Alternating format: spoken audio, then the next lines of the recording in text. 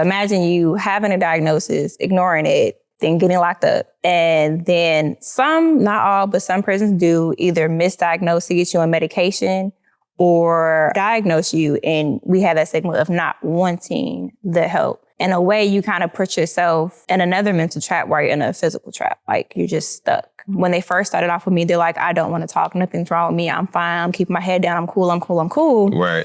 Until they see some of the other guys start talking. Yeah. And then they'll go, okay, well, I feel like I'm anxious. Like, I can't sleep. Like, what is this? And we'll start like kind of discussing it and going bit by bit. And then when they're comfortable, we start talking about like their childhood and everything. And then they're starting to learn, like, yes, they have PTSD based off like upbringing, of course, depression. The level we do not know because they like to mask it a lot. Right. Like, I know for a couple guys I've worked with, if some of the other men find out they have medication, they're going to try to get it from them. They want to work with you to get it. Like, what you got, what drugs you got, I want to sell this on the yard. So it's like they're ignoring some of it not to get caught up even more than they already are. So it kind of sucks. If you cannot move without me, I'm forcing you to be codependent. Yes. You're not even codependent by choice. You're codependent because I'm forcing you to be financially codependent on me.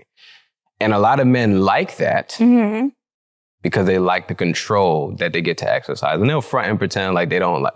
If you're saying, yo, listen, you're not allowed to say anything if I'm paying for everything, you like that. You do like that. Like, you like that level of, you like that dynamic. So for me personally, like, the reason why I'm talking about this is because I don't want the men that are listening to this to fall into that trap of believing that just because you make bread and you provide, that makes you a dictator. And like, you're the only person that has any type of say-so in anything. Like, that's not a recipe for a productive, healthy relationship. A lot of men like try to front like they're not scared to be single, but then they do all of these things that show like you actually are terrified of not being in a relationship, which is why you exhibit so much control and try to control your partner in every which way turn, because you are terrified that if they are allowed to be on their own, that they're going to either cheat or decide that they don't want to be with you. And that would leave you single. And you don't want to deal with being single. And where did that come from? I can tell you for me personally, like, it was me not seeing my mom enough in the crib. Yeah. I didn't really get that time and love and affection from my mom. So I ended up looking for that in women. And once I finally got it, I'm like, ooh, this is like a drug. I need this. I don't never want you to leave. You can never leave. So I got to control you. I have to control the situation. I got to make sure that I exercise my control as a man, because this is what I think being a man is, so that I don't have to ever deal with being single ever again, because I don't want to deal with being single. Being single is terrible. It means I'm not going to be able to get the love and affection that I so desperately crave for. Right. And so a lot of the dudes, that's like, yo, if you don't pay no bills, then you can't say nothing. Like, bro, you might have a little bit of a fear of abandonment, bro. And we just gotta be honest with each other. Like, we just have to be honest about what we're dealing with. It's so much easier to just say, yo, I'm getting money. I'm doing everything I need to do as a man. I'm a provider and I'm a protector. That's all I need to do. I don't need to work on anything else because I'm bringing in 6 figures. It's easy to do that. It's easy to say, yo, I'm making bread. I don't need to work on anything else. What's really hard is actually sit down and think about, like, yo, you know what? I'm actually not the greatest communicator. And you know, when I get mad, I actually don't communicate things well. And I do be talking to my shorty a little wild sometimes. And I can understand why she be in her feelings. And actually, when she's in her feelings, I really don't know how to talk to her when she's in her feelings. So I'd rather just say, yo, do whatever I tell you to do and end the situation like that, because it's easier, again, to do that. But hey, who am I? What do I know?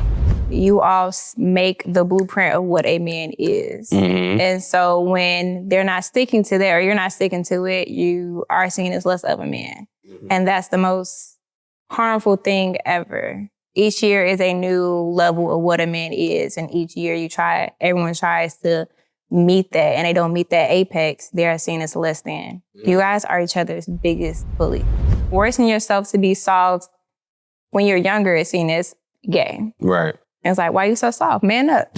Beat your chest. Stop all that crying. Yeah. Whereas now, you have to intentionally do that, and you're finding a new way to be a man. And I love that phase. Yeah. So, like, I love when guys intentionally go through that, because now it's like, You know how to lower your tone, when to raise it up, when to be more aggressive, the boundaries you need to have, not just for yourself, but for your partner and for your family. A new, different level of provider and protector comes into play. Because now you have to intentionally provide and protect and have financial boundaries. You have to budget. You are forced to budget. Now you have an extra mouth to feed. It's not a puppy that you can give up. This is stuck with you for life, and not for 18 years, forever and ever. Like one day, which just happened, one day your child wakes up, I want to learn how to play baseball. Damn, now you got to go to baseball stuff. A lot of men don't feel safe with other men. And it's like, we want to take that and we want to create safe spaces in our cribs. But it's like, bro, like, you don't even feel safe with the dudes that you spend the most time with. Then you getting tight at your shorty or whatever the case may be because you don't feel like you have a space there. There's nowhere that you actually go that you actually cultivate a space, right? So it's like, I don't want to say you can't blame your shorty, but you also have to take some accountability in that, because look at the relationship that you cultivated. Like, where have you cultivated a space where you feel comfortable expressing yourself? We just got to do a better job of creating spaces where we are like expressing ourselves, because I keep hearing a conversation about safe spaces for men, safe spaces for men. Trust and believe me, I understand like the people around us have work to do, but oftentimes when I create a safe space, I create it. Like when I'm in a safe space, I'm the one that's creating it. And what I mean by that is like a space is not safe until somebody uses it.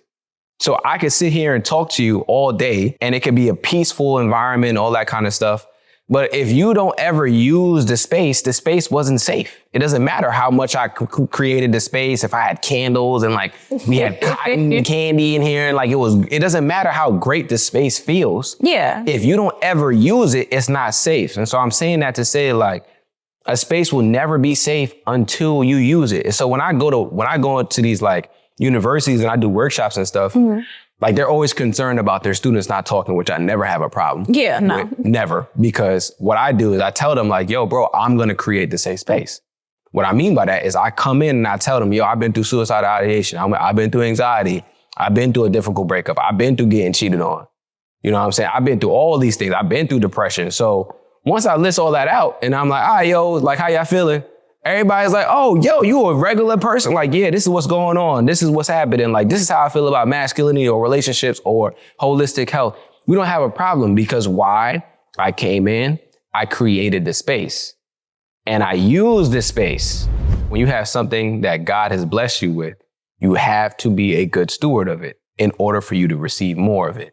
If I don't steward this platform well, if I just decide like I don't want to do stuff anymore and like I'm compromising on quality and I'm not doing what I needed to do and what I did to get to this point, God's going to be like, oh, word, all right, cool. I'm taking that and I'm giving that to somebody else. That same Job situation that you talked about was like, yo, all of this can be taken away. I think about that all the time. It drives me to be a good steward of what I've been given. I feel like a lot of times folks are so worried about getting to the next level that they're not being a good steward of what they have right now. When was the last time you practiced that thing that you're so good at? When was the last time that you actually sat down and like really planned out how you're going to use your time and like do the things that you actually want to do, like the things that you aspire to do? When was the last time you did that? Every day. You get what I'm saying? Like, it's important for folks to like really sit and take stock of that. Like, yo, I'm actually not being a good steward of what I have right now. Why would God give me more if he's looking at me and he's like, yo, all of the stuff that I gave you right now, the few things that I gave you that you're saying you want more of. You're not using it. Exactly. You're not even using it. Why would I give you more?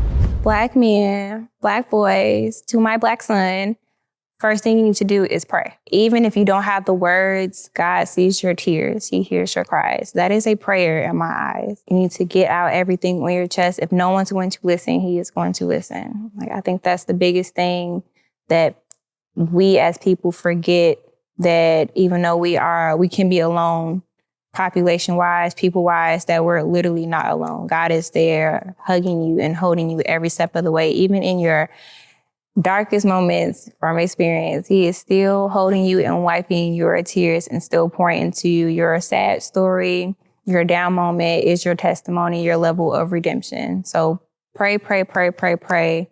Have discernment. Look for an answer. Look for a next step. Say, God, give me the words. Give me the right things to do, put me in the right rooms, put me in someone's path that can not only help me, but me help them. So that should start off right there. If you are in a down and depressed moment, not knowing what to do, I know we always say use 988, call your local mental health crisis hotline.